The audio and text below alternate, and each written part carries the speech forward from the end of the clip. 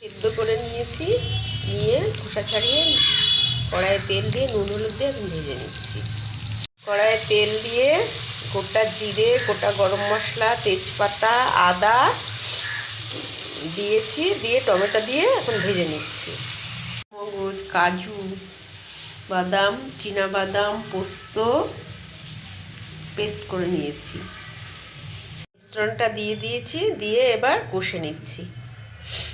আলু দিয়ে কষে নিচ্ছি। এবার মটরশুঁটি দিয়ে দিলাম, নুন মিষ্টি দিয়ে দিয়েছি আর লঙ্কার গুঁড়ো। এবার গরম জল ঢেলে দেবো। এবার ঘি দিচ্ছি,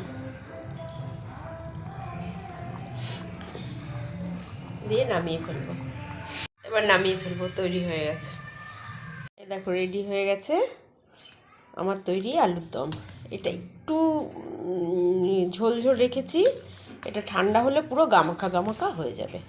তোমরা এইভাবে তৈরি করো, একদম সহজ পদ্ধতিতে, ভীষণ টেস্টি হয়েছে কিন্তু, তোমাদেরকে চুপি চুপি জানিয়ে দিলাম।